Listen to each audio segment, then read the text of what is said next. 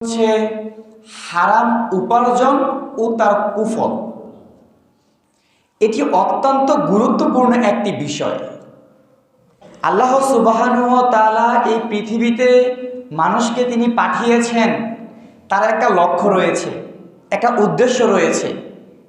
এটা কি এমনি এমনি যে দুনিয়াতে আমি আপনি আসব, কিছুদিন এখানে অবস্থান করব, একসময় মারা যাব, মাটির সাথে মিশে যাব, বিষয়টা কি এরকমের না। আল্লাহ তাআলার একটা লক্ষ্য রয়েছে। সেই লক্ষ্যটা হচ্ছে মানুষ তার ইবাদত করবে, তার গোলামি করবে, তার দাসত্ব করবে। তাহলে আপনার আমার জীবনের লক্ষ্য হচ্ছে আল্লাহর ইবাদত করা, তার গোলামি করা, তার দাসত্ব করা। এই জন্যে আমরা সালাত আদায় করে থাকি, রমজান মাসে রোজা রেখে থাকি।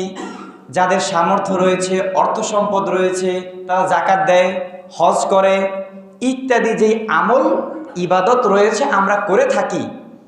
কিন্তু এত এত ইবাদত আমরা দৈনন্দিন জীবনে করছি বা করে আসছি, ইনশাল্লাহ করব। কিন্তু এই আমলগুলো যদি কবুল না হয়, এইগুলো যদি আল্লাহ তাআলা কবুল না করেন, তাহলে বিষয়টা কেমন হবে?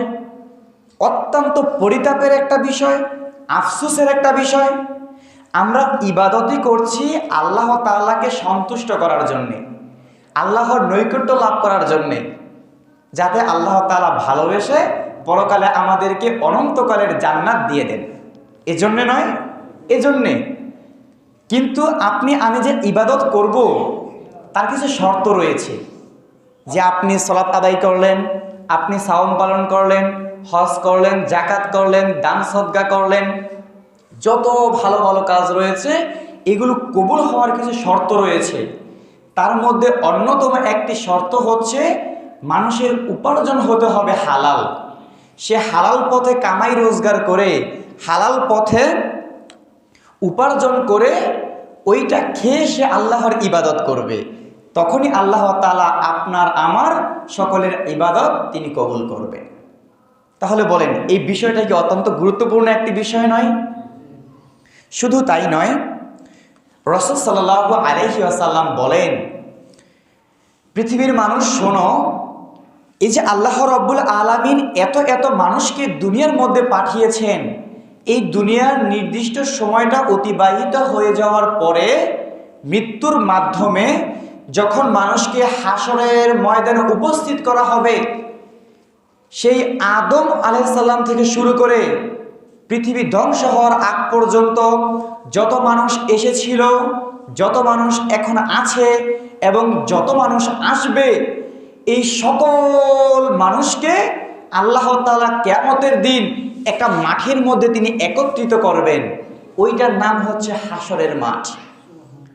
তো বিশ্বনবী বলছেন, ওই হাসরের মাঠে যখন মানুষকে উপস্থিত করা হবে, তখন দুনিয়ার প্রত্যেকটা মানুষকে, হোক সে মুসলিম, হোক সে কাফের, হোক সে হিন্দু, বৌদ্ধ, খ্রিস্টান, নাসারা, সে যাই হোক না কেন, সে মানুষকে 5টি প্রশ্ন করা হবে এবং এই 5টি প্রশ্নের উত্তর না দিয়ে দুনিয়ার কোনো মানুষ এক পা সামনে এগোতে পারবে না। তাহলে সেই 5টা কি? সেই 5টা প্রশ্নের একটি হচ্ছে জীবন, যৌবন, আয়, ব্যয় এবং জ্ঞান। এই 5টা প্রশ্ন দুনিয়ার প্রত্যেকটা মানুষকে করা হবে। দুনিয়ার জীবন তুমি কিভাবে অতিবাহিত করেছ? একজন মানুষ দুনিয়াতে মনে করুন 70 বছর সে জিন্দেগি পেয়েছে, 70 বছর সে হায়াত পেয়েছে, 50 বছর সে আল্লাহর ইবাদত করেছে।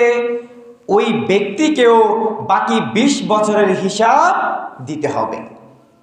কিভাবে সে তার জীবনকালকে অতিবাহিত করেছে? আল্লাহর ইবাদতে, নাকি সে ঘুরে ফিরে আনন্দ ফুর্তি করে সে তার জীবনকালটাকে সে অতিবাহিত করে দিয়েছে?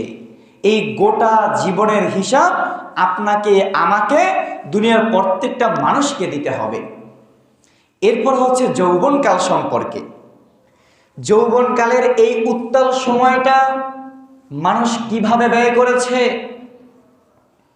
আল্লাহর ইবাদতে কাটিয়েছে, নাকি নগ্নতায়, অশ্লীলতায়, বেহায়াপনায়, আড্ডায়, ঘোরাফেরায়, এইগুলোতে সে কাটিয়েছে, এই যৌবনকালের হিসাবটাও তাকে দিতে হবে।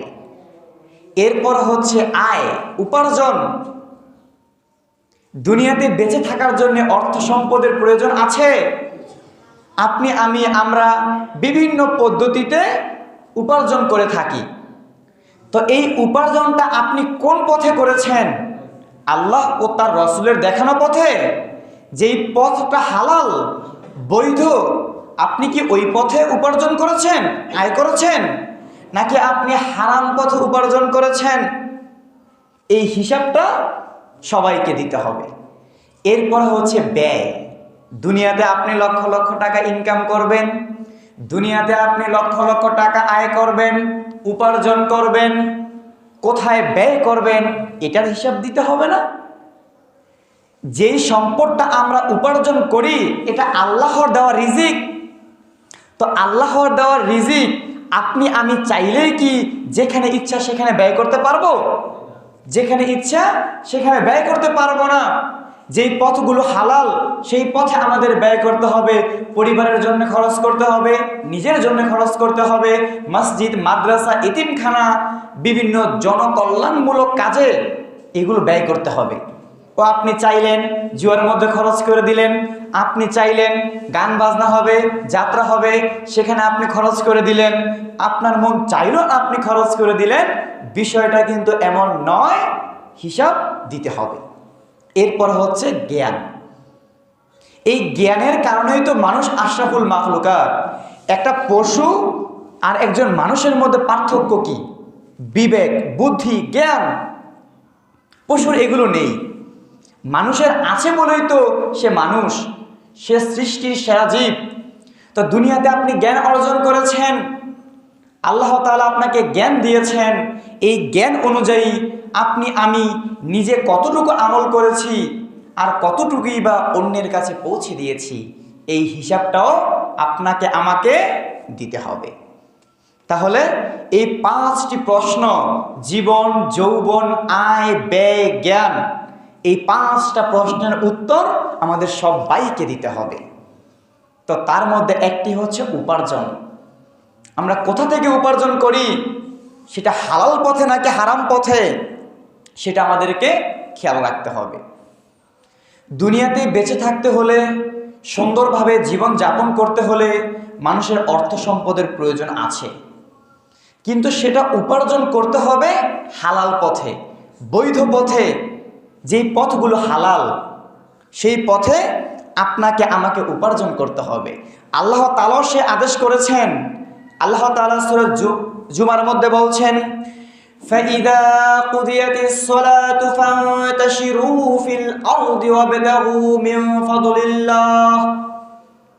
আল্লাহ তাআলা বলছেন, যখন সালাত শেষ হয়ে যায়, فَإِذَا قُضِيَتِ الصَّلَاةُ, যখন সালাত শেষ হয়ে যাবে, فَانتَشِرُوا فِي الْأَرْضِ, তোমরা জমিনের মধ্যে ছড়িয়ে পড়ো।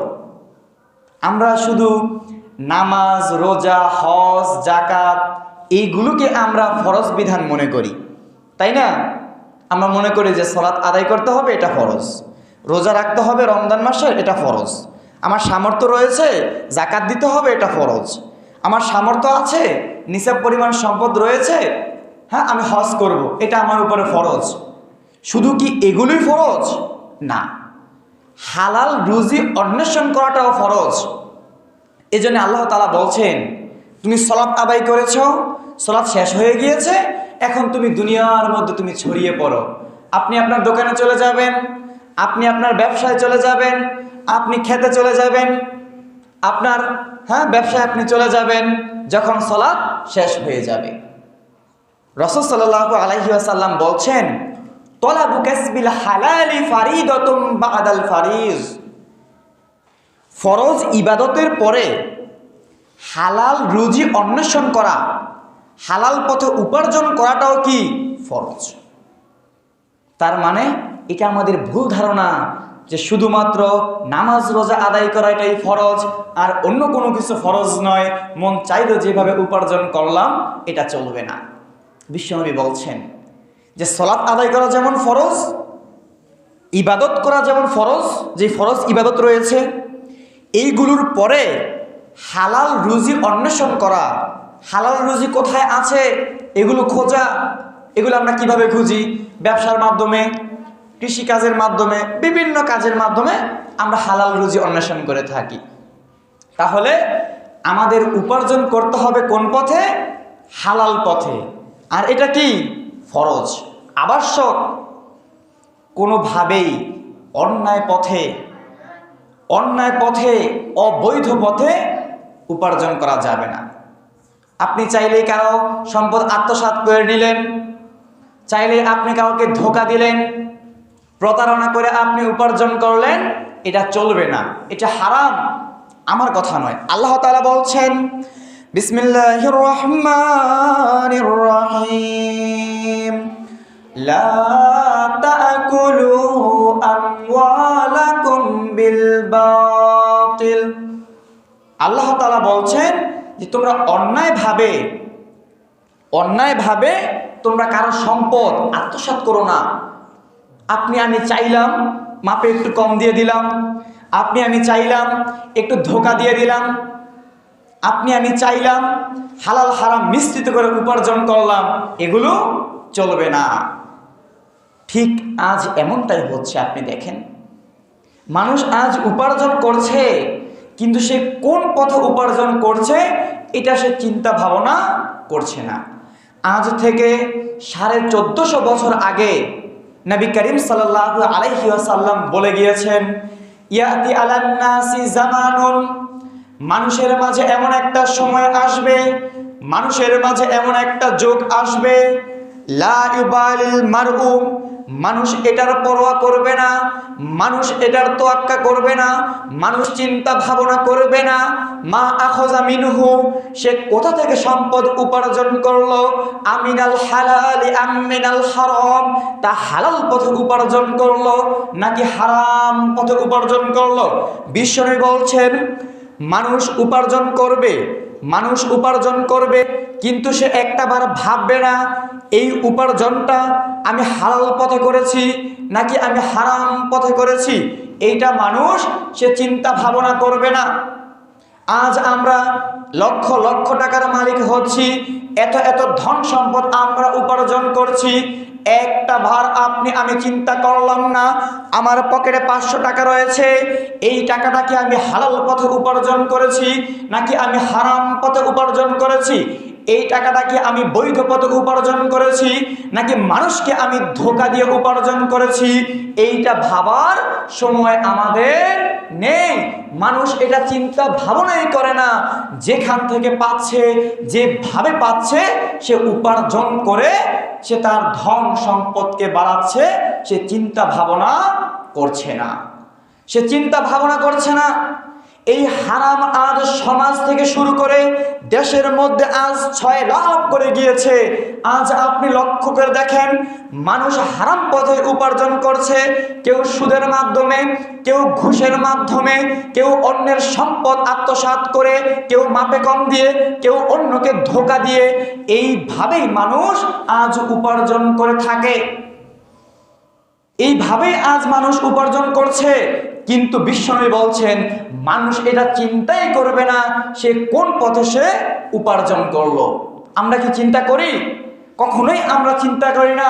পকেটের মধ্যে 100 টাকা রয়েছে, কখনোই কি আমি ভেবেছি এই টাকাটাকে আমি হালাল পথে উপার্জন করলাম নাকি হারাম পথে উপার্জন করলাম, এই যে টাকাটা আমি খরচ করছি, টাকাটা আমি দান করছি, কখনো কি আপনি দান করার আগে, ব্যয় করার আগে, খরচ করার আগে ভেবেছি একটাবার যে এই টাকাটা যে আমার কাছে রয়েছে আমি উপার্জন করেছি, কোন পদ্ধতিতে আমি এটা উপার্জন করেছি, এটা আমরা কেউ ভেবে দেখি না আমরা। এখন আপনাদেরকে বলবো হারাম উপার্জনের কিছু পদ্ধতি, এই সম্পর্কে যা কোরআনে আল্লাহ তাআলা বর্ণনা করেছেন। মানুষ হারাম পথের অন্যতম একটি পথ হচ্ছে মানুষ মাপে কম দেয়, মানুষ ওজনে কম দিয়ে লোক ঠকিয়ে মানুষ উপার্জন করে। আজ যদি আপনি মাছের বাজারে যান, ওই মাছ বিক্রেতা আপনাকে সঠিক ওজন দিবে বলে বিশ্বাস করা যায় না। আজ যদি আপনি গোশতের বাজারে যান, সে আপনাকে সঠিক ওজন দিবে বলে বিশ্বাস করা যায় না।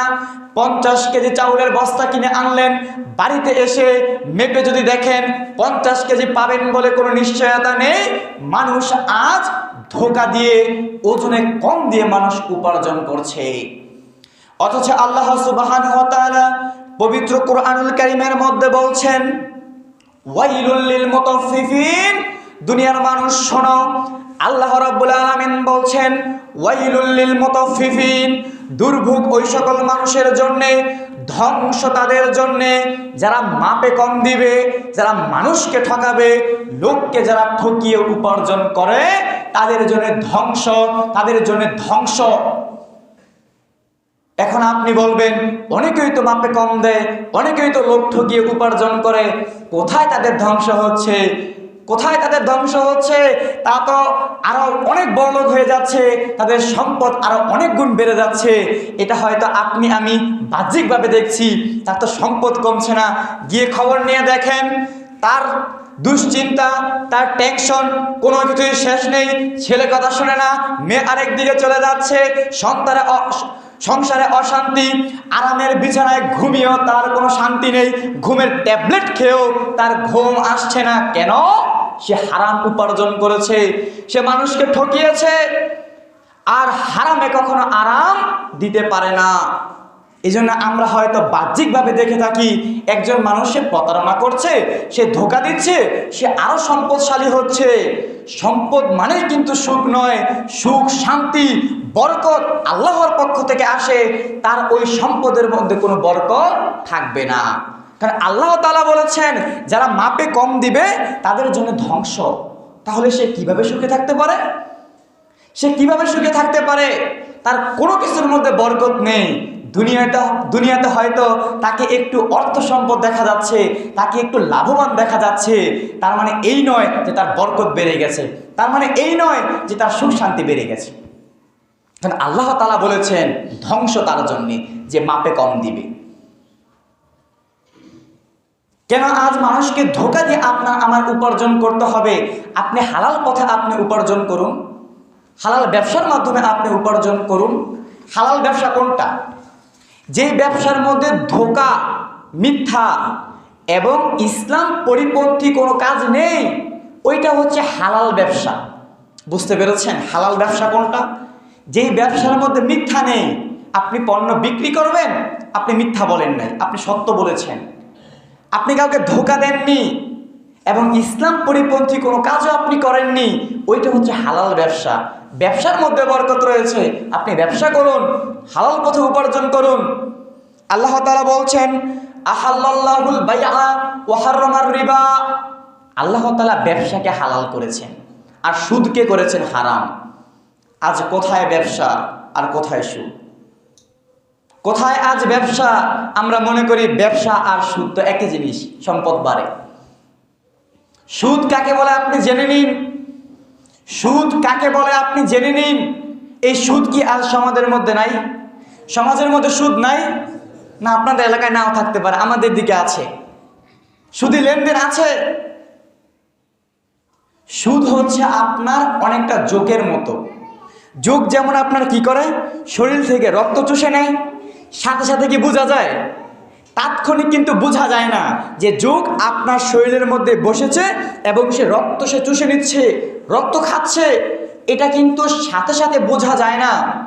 তো ঠিক তেমনি সমাজের এক শ্রেণীর মানুষ যারা এই সুদী লেনদেন করছে, এই সুদের মাধ্যমে তারা আরো ধনী হয়ে যাচ্ছে, তারা আরো সম্পদশালী হয়ে যাচ্ছে। আর যারা গরিব দরিদ্র তারা আরো দরিদ্র হয়ে যাচ্ছে, তারা আরো দরিদ্র হয়ে যাচ্ছে। এই সুদ এতটা নিকৃষ্ট।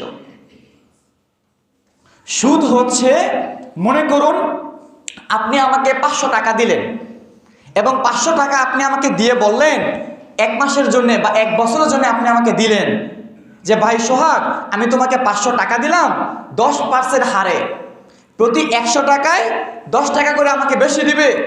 তো 1 বছর অতিবাহিত হয়ে যাওয়ার পরে আমি আপনাকে ওই 500 টাকার সাথে 50 টাকা আপনাকে বেশি দিলাম। 10% হারে। তাহলে ওই যে 50 টাকা আপনাকে আমি বেশি দিয়েছি, ওইটাই হচ্ছে সুদ। অর্থাৎ মূলধনের অতিরিক্ত যেটা আপনি গ্রহণ করবেন ওইটাই হচ্ছে সুদ, ওইটাই হচ্ছে সুদ। যদি সেটা আপনি চেয়ে নেন, আর যদি কেউ খুশি হয়ে দেয় সেটা ভিন্ন কথা, যে ভাই আপনি আমাকে 1 লক্ষ টাকা দিয়ে উপকার করেছেন, আমার তো উপকার হয়েছে, এই খুশি হয়ে আমি আপনাকে হাদিয়া দিলাম, এটা যদি সে ইচ্ছা করে দেয় সেটা ভিন্ন কথা।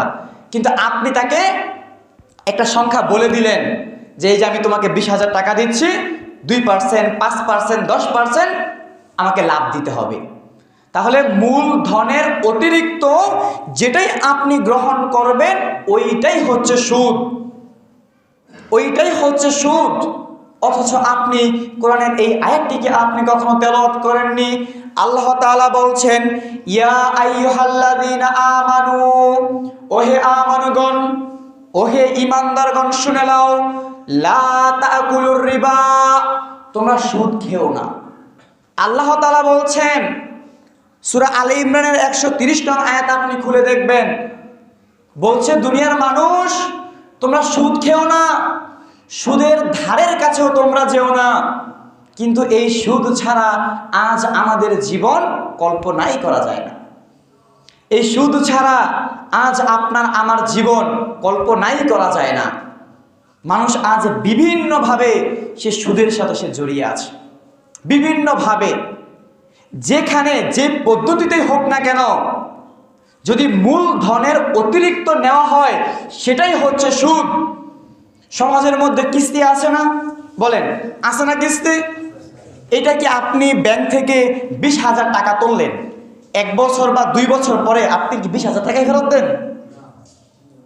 20,000 টাকাই ফেরত দেন? বেশি দিতে হয় না, হয় 5,000 বা কিছু একটা পরিমাণ বেশি দিতে হয়। তাহলে কি এটা সুদ নয়? এটা কি সুদ নয়?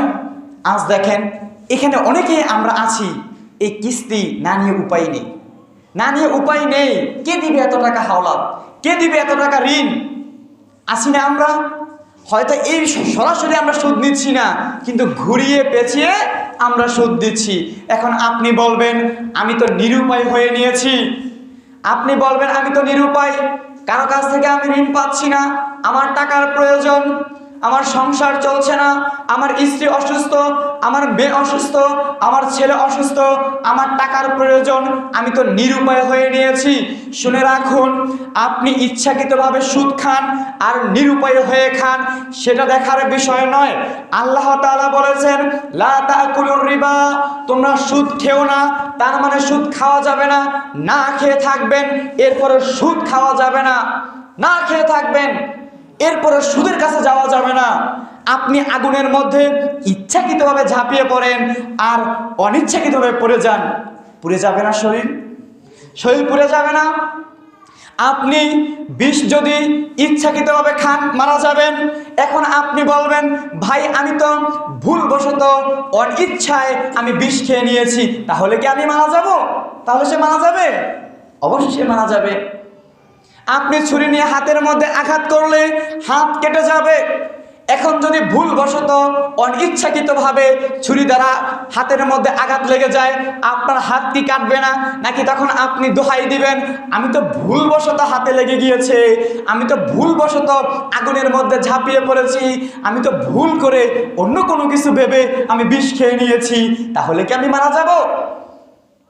যেটা আল্লাহ নিষেধ করেছেন কিয়ামত অবধি সেটা নিষেধই থাকবে, যেটা আল্লাহ তাআলা হালাল করেছেন কিয়ামত পর্যন্ত সেটা হালালই থাকবে, যেটা আল্লাহ তাআলা হারাম করে দিয়েছেন সেটা কিয়ামত অবধি হারামই থাকবে। কোনোভাবেই, কোনো উপায়ে, কোনো মাধ্যমে সেটা হালাল করার চেষ্টা করবেন না। এই বাহানা যদি আপনি দেন আমি তো নিরুপায় ছিলাম, আমি তো নিরুপায় ছিলাম, এই জন্য আমাকে সুদ খেতে হয়েছে। আর আপনি কি নবী রাসূলের ইতিহাস পড়েননি? একটা খেজুর খেয়ে তারা দিনের পর দিন তারা পার করে দিয়েছে। কোনো বেলায় খাবার ছিল না, এত আরামের ঘর ছিল না, বিছানা ছিল না, এমন অট্টালিকা আপনার আমার মতো ছিল না। তারা কিভাবে জীবন যাপন করেছে? আজ রিজিক আগের তুলনায় অনেক বেশি। বর্তমান সময়ে রিজিক, খাবার আগের তুলনায় অনেক বেশি। আপনি না খেয়ে থাকবেন, না খেয়ে থাকবেন, শুধু পানি খেয়ে থাকবেন, আল্লাহর কাছে দোয়া করতে থাকবেন, যতদিন পর্যন্ত আল্লাহ রাব্বুল আলামিন আপনার জীবনের অবস্থা পরিবর্তন না করেন, ততদিন পর্যন্ত দোয়া করতে থাকবেন আর পানি খেয়ে থাকবেন। এরপরেও আপনি সুদের কাছে যাবেন না, এরপরেও আপনি সুদের কাছে যাবেন না। সন্তানের চিকিৎসা করবেন, টাকা নেই, যতটুকু পারেন মানুষের কাছ থেকে সাহায্য চেয়ে নিন, এরপর আপনি সুদে টাকা দিবেন না। সুস্থ করার মালিক আল্লাহ, আল্লাহর কাছে আপনি দোয়া করেন, আল্লাহর মাল আল্লাহ চাইলে সুস্থ করবেন, না হয় তিনি নিয়ে নেবেন, তারপরেও আপনি সুদের কাছে যাবেন না। যেটা হারাম সেটা হারামই। আপনি মুসলিম, হালালকে হালাল মানতে হবে, হারামকে হারাম মানতে হবে, তাহলেই তো আপনি মুসলিম। সম্মানিত দ্বীনি মুসলিয়ান বৃন্দ, এই সুদের সাথে যারা জড়িত থাকবে সবাই সমান। যে সুদ খাবে, যে সুদ দিবে, সুদের সাক্ষী থাকবে, সুদ লিখে রাখবে, সবাই সমান। রাসূল সাল্লাল্লাহু আলাইহি ওয়াসাল্লাম লানত করেছেন। শুনুন হাদিসে কি এসেছে, লাআনা রাসূলুল্লাহি সাল্লাল্লাহু আলাইহি ওয়াসাল্লাম, রাসূল সাল্লাল্লাহু আলাইহি ওয়াসাল্লাম অভিশাপ দিয়েছেন, রাসূল সাল্লাল্লাহু আলাইহি ওয়াসাল্লাম লানত দিয়েছেন আকালার রিবা, যে সুদ খায়, যে সুদ খায় তাকে অভিশাপ দিয়েছেন। ওয়া মুআকিলাহু, যে সুদ দেয়, ওয়া কাতিবাহু, যে সুদ লিখে রাখে, ওয়া শাহিদাইহি, যেই দুজন সুদের সাক্ষী থাকে, হুম সাওয়া, তারা সবাই সমান, তারা সবাই সমান। আপনি সুদ খেয়েছেন, আপনি যেমন পাপে পাপিষ্ট হয়েছেন, যে আপনাকে সুদ দিয়েছে সেও সমান, যে সুদটা লিখে রেখেছে এত তারিখ থেকে এত তারিখ পর্যন্ত, সেও একই পাপী হবে। এবং যে ব্যক্তি সুদের সাক্ষী থাকবে, সুদের সাক্ষী থাকে না, যারা সুদ নিয়ে আনেন, কখন তো আনি না জানি না, তো সুদের সাক্ষী থাকে, ওই সাক্ষী যে সুদ খাবে, যে সুদ দিবে, যে সুদের সাক্ষী থাকবে এবং যেই দুজন সুদ লিখে রাখবে, তারা সবাই সমান, তারা সবাই সমান। তাহলে কেন আপনাকে আমাকে এই সুদের সাথে জীবন যাপন করতে হবে? কেন বলেন? কেন আমরা এই সুদী লেনদেনে আমরা যুক্ত থাকবো? এর ভয়াবহতা অনেক কঠিন, অনেক কঠিন। সুদের ভয়াবহতা আপনাদেরকে একটু বলি আপনাদেরকে, এই সুদের ভয়াবহতা কত। রাসূল সাল্লাল্লাহু আলাইহি ওয়াসাল্লাম বলেন, আমি ঘুমিয়েছিলাম, তো আমার এই ঘুমন্ত অবস্থায় দুইজন ব্যক্তি আমার কাছে আসলো। আসার পরে তারা আমাকে নিয়ে একটি পবিত্র একটা ভূমিতে তারা গেল। তো আমরা হাঁটতে হাঁটতে যেতে যেতে একটি রক্তের নদীর কাছে আমরা গেলাম। ওই রক্তের নদীর কাছে যাওয়ার পরে দেখলাম রক্তের নদীর মাঝখানে একজন ব্যক্তি দাঁড়িয়ে আছে এবং ওই নদীর কিনারায়, নদীর পাড়ে তীরে একজন ব্যক্তি দাঁড়িয়ে আছে। যখন রক্তের মধ্যে থাকা ব্যক্তিটি তীরে আসার চেষ্টা করে, তখন তীরে থাকা ব্যক্তিটি হাতের মধ্যে পাথর নিয়ে ওই ব্যক্তির মাথার মধ্যে ছুঁড়ে তাকে আবার আগের জায়গায় পাঠিয়ে দেয়। এভাবে চলছে তো চলছেই। তো রাসূল সাল্লাল্লাহু আলাইহি ওয়াসাল্লাম তার সাথের দুজনকে জিজ্ঞেস করলেন, তার ফেরেশতা ছিলেন, তো সাথের দুজনকে জিজ্ঞেস করলেন, এরা ওই ব্যক্তিটি কে? ওই যে রক্তের মধ্যে থাকা ব্যক্তিটি কে? তখন সাথে থাকা তারা বলল, এ হচ্ছে সুদখোর, এ হলো সুদখোর, দুনিয়াতে সুদ খেত, বাসে সুদ দিত, সে সুদের জীবন যাপন করত, সুদের সাথে সে থাকতো, এ হলো সুদখোর। এই সুদখোরের এই শাস্তি, কিয়ামতে তো আরো শাস্তি রয়েছে, আর অনেক শাস্তি তার রয়েছে। এ হলো সুদখোর। উপরে মা বোনরা আছেন না? প্রিয় মা বোন, আমি আপনাদেরকে বলতে চাই, আপনার স্বামী সুদে জীবন যাপন করছে, একজন স্বামীর ব্যাপারে স্ত্রীর চেয়ে ভালো আর কেউ জানবে? তাই না? আপনি আমি হয়তো উপর দিয়ে দেখি সে ভালো, নামাজ পড়ে, রোজা রাখে, আমাদের সাথে চলাফেরা করে, কিন্তু সবচেয়ে বেশি একজন মানুষকে তার স্ত্রী চিনে, তাই না? তো মা বোন, আপনাদেরকে আমি বলছি, আপনার স্বামী সুদী লেনদেন করছে, সুদের সাথে জড়িয়ে আছে, আপনি কেন একটা বার তাকে বাধা দেন না?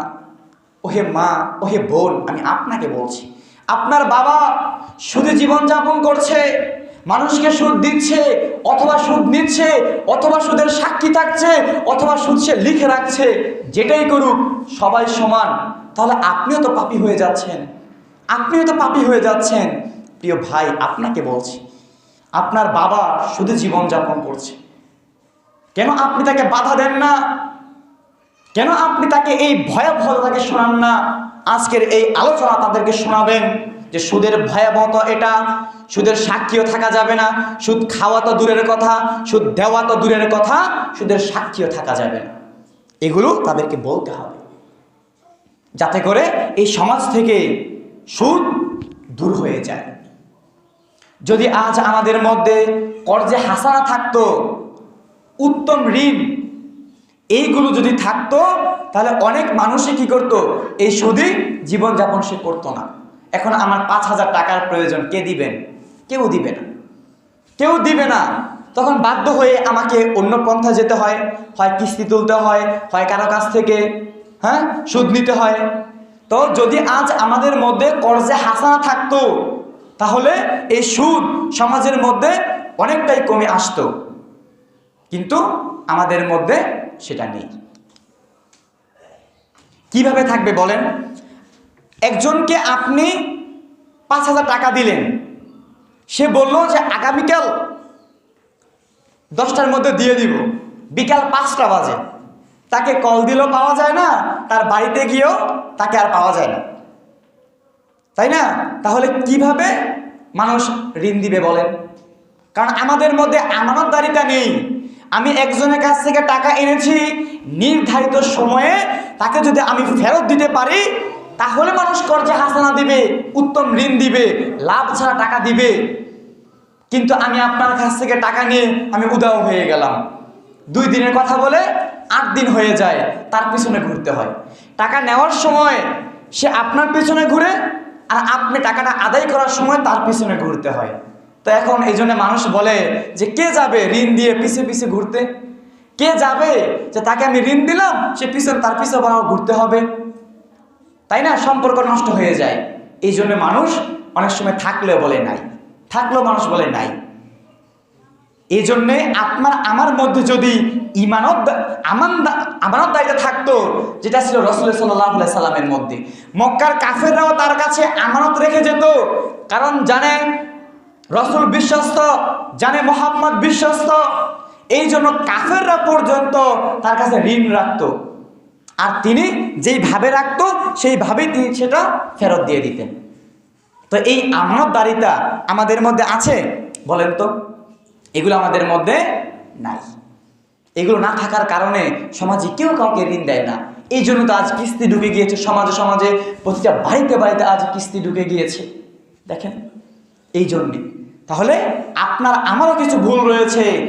আমি টাকা নিব, আগে নিজের অভ্যাস, নিজের চরিত্রকে আগে আমাদেরকে ঠিক করতে হবে, তারপরে মানুষ আপনাকে আমাকে সাহায্য করবে, মানুষ আপনাকে আমাকে কর্জে হাসানা দিবে।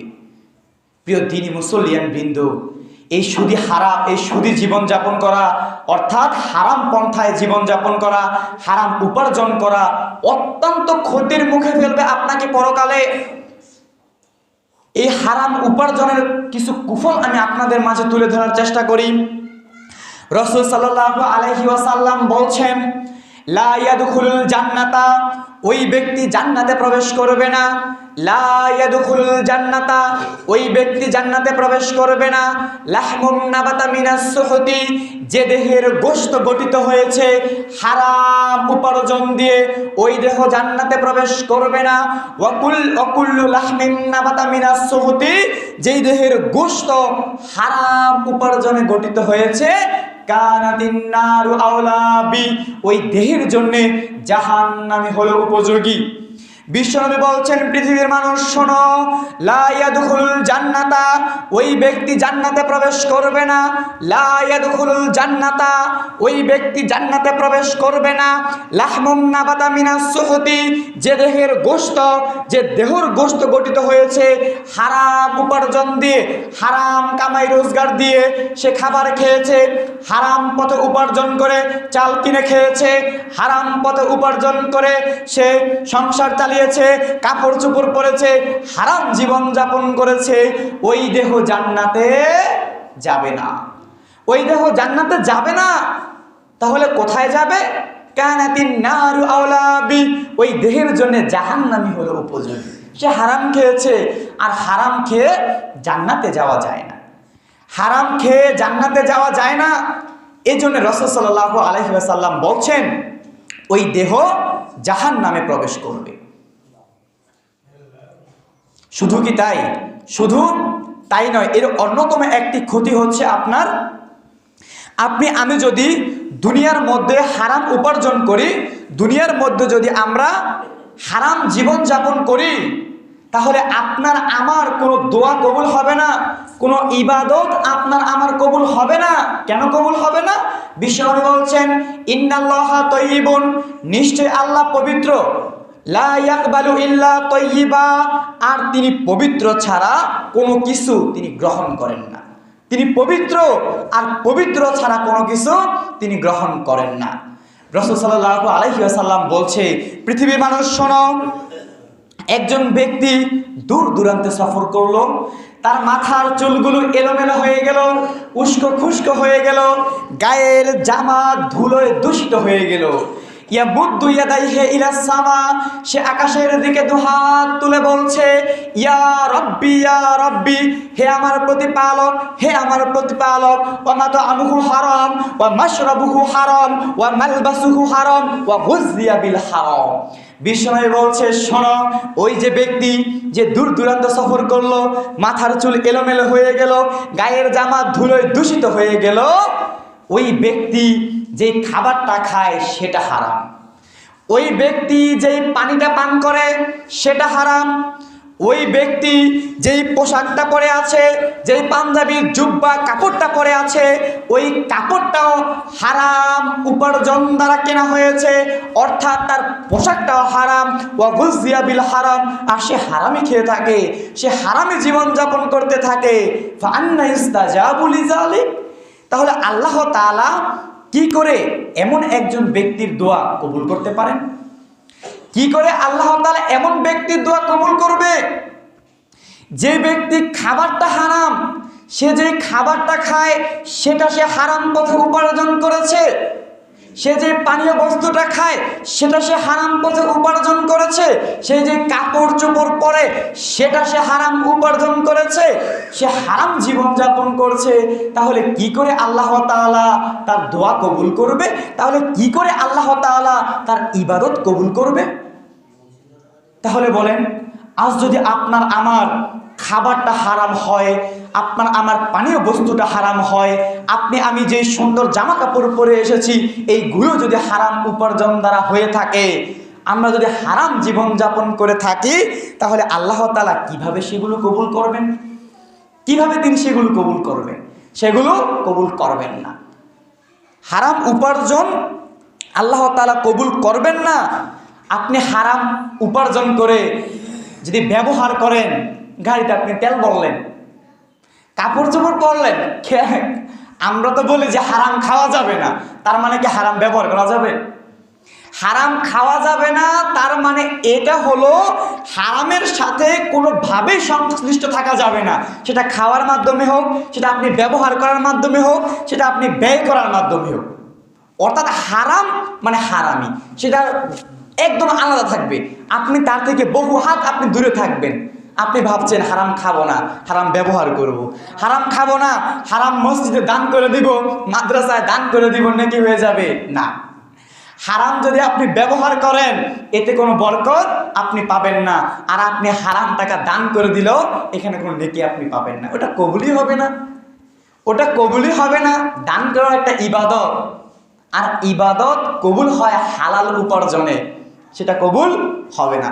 তার মানে হারাম খাওয়া যাবে না, হারাম ব্যবহার করা যাবে না, হারাম দান করার তো দূরের কথা, কোনো কিছুই করা যাবে না। হারাম থেকে আমাদেরকে দূরে থাকতে হবে। সম্মানিত উপস্থিতি, একটা হাদিসের ঘটনা আপনাদেরকে বলি। সাহাবারা কিভাবে হারামকে তারা ভয় করতেন, কিভাবে হারাম থেকে তারা বিরত থাকতেন, এই হাদিসের ঘটনা শুনলে আপনি অবাক হয়ে যাবেন। মা আয়েশা রাদিয়াল্লাহু আনহা কে ছিলেন বলেন? আয়েশা রাদিয়াল্লাহু আনহা নবী সাল্লাল্লাহু আলাইহি সাল্লামের স্ত্রী, আবু বকর রাদিয়াল্লাহু আনহুর মেয়ে। তো মা আয়েশা রাদিয়াল্লাহু আনহা বলছেন যে আমার পিতা আবু বকর রাদিয়াল্লাহু আনহুর একজন দাস ছিল, দাস গোলাম ছিল। তো ওই গোলাম একদিন আবু বকর রাদিয়াল্লাহু আনহুর জন্য কিছু খাবার তিনি নিয়ে আসলেন।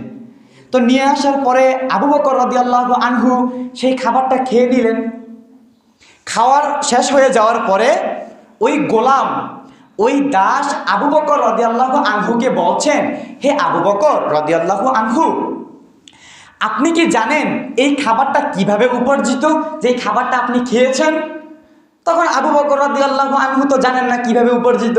তিনি প্রশ্ন করলেন, এই খাবারটা কিভাবে উপার্জিত? তখন ওই দাস, ওই গোলাম বলল, জাহিলিয়ার যুগে, ইসলাম পূর্ব যুগে, জাহিলিয়ার যুগে আমি গণকের কাজ করতাম, মানুষের হাত দেখে তার ভাগ্য বলে দিতাম। এই কাজ আমি ঠিক মতো পারতাম না, মানুষকে ধোঁকা দিতাম। আজ অনেক দিন পরে একজনের সাথে আমার দেখা হলো, সে আমাকে ওই গণনার বিনিময়ে সে আমাকে এই খাবারটা দিয়েছে, আর এই খাবারটাই আপনি খেয়েছেন। এই কথা বলা শেষ হতে না হতেই আবু বকর রাদিয়াল্লাহু আনহু তার মুখের মধ্যে তার আঙুলটাকে ঢুকিয়ে দিয়ে সমস্ত খাবার তিনি বমি করে ফেলে দিলেন। সুবহানাল্লাহ, সুবহানাল্লাহ। তার হারামকে কতটা ভয় করতেন, কারণ আবু বকর রাদিয়াল্লাহু আনহু জানেন গণকের উপার্জন হারাম, গণকের উপার্জন হারাম, গণকের উপার্জন হারাম। কোন মানুষ কারো হাত দেখে ভাগ্য বলে দিতে পারে না। ভাগ্য জানেন একমাত্র আল্লাহ তাআলা, দুনিয়ার কোন মানুষ কেউ কারো ভাগ্য জানে না। আর আপনি বলছেন উমুক তো হাত দেখে ভাগ্য বলে দেয়। আরে যার হাত নেই তার কি ভাগ্য নেই? আপনি কি বলছেন? সে মিথ্যুক, গণক হলো মিথ্যুক। সে হাত দেখে মানুষের ভাগ্য বলে দেয়, তাহলে যার হাত নেই, যার হাত আল্লাহ তাআলা দেননি, তার কি ভাগ্য নেই? তাহলে গণক হলো মিথ্যুক, গণক মিথ্যুক। তো আবু বকর রাদিয়াল্লাহু আনহু জানেন গণকের উপার্জন হারাম, আল্লাহ ছাড়া কেউ ভাগ্য জানেন না। এই জন্য তিনি সাথে সাথে এই খাবারটাকে তিনি বমি করে ফেলে দিলেন। আবু বকর রাদিয়াল্লাহু আনহুর পেটে হারাম থাকবে তা কখনো হতে পারে না। আর আপনি আমি হলে কি করতাম? ধরুন আমি আপনাকে কিছু খাবার এনে দিয়েছি, আপনি সেটা খেয়েছেন। একটু পরে আমি বললাম, ভাই এই খাবারটা তো আমি চুরি করে এনেছি, ভাই এই খাবারটা তো আমি একজনকে ঠকিয়ে এনেছি। তখন আপনি কি বলবেন? খেয়ে ফেলেছি, ঠিক আছে আর খাবো না, এটাই তো নাকি, তাই না? আপনি আমি বলবো যেহেতু খেয়ে ফেলেছি, পেটে চলে গিয়েছে, সামনে আর খাবো না। এইভাবে আপনি আমি এই হারামকে হালাল বলে আমরা স্বীকৃতি দেই, অথচ সাহাবাদের বৈশিষ্ট্য আপনি দেখেন, মুখের মধ্যে আঙুল দিয়ে খাবার তিনি বমি করে ফেলে দিলেন। এই হলো সাহাবাদের আল্লাহর প্রতি ভয়, এই হলো সাহাবাদের এই হারামের প্রতি ভয়। আরেকটি হাদিস বলে আমি আলোচনা শেষ করে দিচ্ছি। রাসূল সাল্লাল্লাহু আলাইহি ওয়াসাল্লাম বলছেন, দুজন ব্যক্তি, মনোযোগ দিয়ে শোনেন, দুজন ব্যক্তি একজন আরেকজনের কাছ থেকে কিছুটা জমি ক্রয় করলো, কিছুটা জমি কিনলো। তো জমি কেনার পরে ওই ক্রেতা তার জমিতে সে চাষাবাদ করতে শুরু করলো। তো চাষাবাদ করার সময় জমির মধ্যে সে স্বর্ণবর্তী একটা থলে সে পেল। তো পাওয়ার পরে সে কি করলো? ওই স্বর্ণবর্তী থলেটা নিয়ে যার কাছ থেকে জমিটা কিনেছিল তার কাছে গিয়ে নিয়ে বলল, আমি আপনার কাছ থেকে জমি কিনেছি, এই স্বর্ণ মুদ্রা তো আমি কিনিনি। সুবহানাল্লাহ বলবেন না?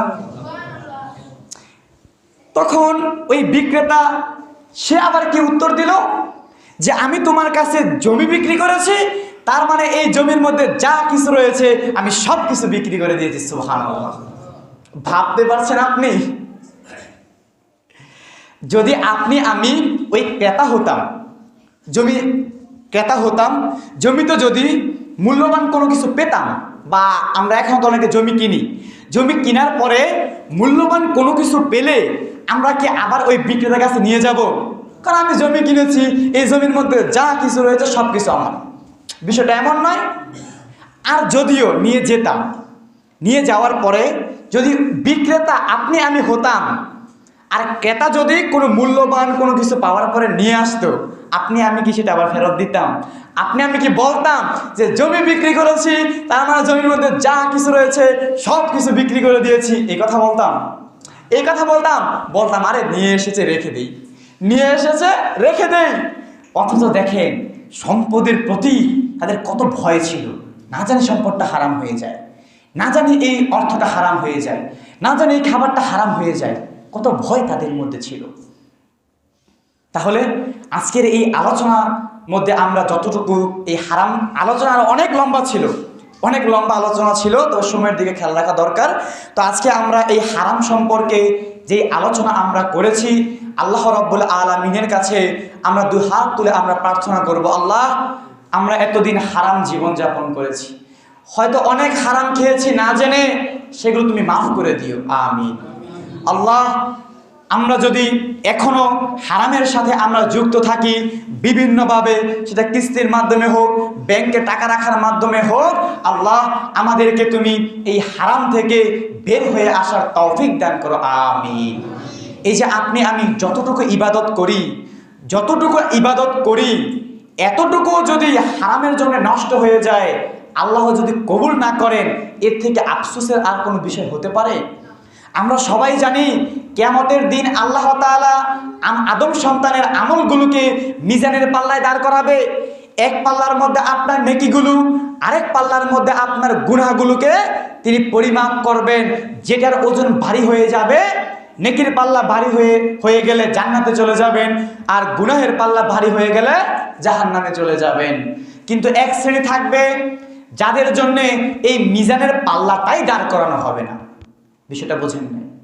এক শ্রেণীর মানুষ কিয়ামতের দিন আসবে, তখন তার সামনে থেকে মিজানের পাল্লাটাকে সরিয়ে নেওয়া হবে।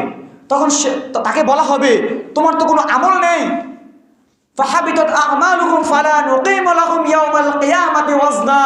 আল্লাহ তাআলা বলছেন তার আমল ধ্বংস হয়ে গিয়েছে, তার আমল নষ্ট হয়ে গিয়েছে, বরবাদ হয়ে গিয়েছে, অতএব তার জন্য কিয়ামতের দিন আমি কোনো ওজন মিজানের পাল্লা দাঁড় করাবো না। অর্থাৎ তার আমল ধ্বংস হয়ে গিয়েছে। তখন আপনি বলবেন, দুনিয়াতে আমি সালাত আদায় করেছি, দুনিয়াতে আমি দান সদকা করেছি, সাওম পালন করেছি, আমার লক্ষ লক্ষ টাকা ছিল, আমি যাকাত দিয়েছি, হজ করেছি, কোথায় আমার সেই আমল? কোথায় গেল আমার সেই আমল? একটা কলসির মধ্যে যদি আপনি একটু ফুটো করে দেন, ওই কলসির মধ্যে পানি বা দুধ রাখলে থাকবে না, পড়ে যাবে? পড়ে যাবে। তো ঠিক তেমনি আপনার আমার যে আমলের যে থলিটা আছে, আমলের যে ব্যাগটা রয়েছে, আমাদের কিছু কাজকর্মের কারণে ওই ব্যাগের মধ্যে ফুটো হয়ে যায়, ওই ব্যাগের মধ্যে ফুটো হয়ে যায়, তাহলে কি আমল থাকবে না, পড়ে যাবে? তো কিয়ামতের দিন দেখা যাবে আপনি 70 বছর ইবাদত করেছেন, আপনি 100 বছর ইবাদত করেছেন, গিয়ে দেখবেন কিছুই নাই। তখন আপনি আফসোস করবেন, আর তখন আফসোস করে কোনো লাভ হবে না। তাই আল্লাহ তাআলার কাছে আমরা এই হারাম থেকে পানাহ চাই। আল্লাহ তুমি আমাদের সবাইকে হালালভাবে জীবন যাপন করার তৌফিক দান করো, আমিন। ওয়া আখিরি দাওয়ানা আনিল হামদুলিল্লাহি রাব্বিল আলামিন।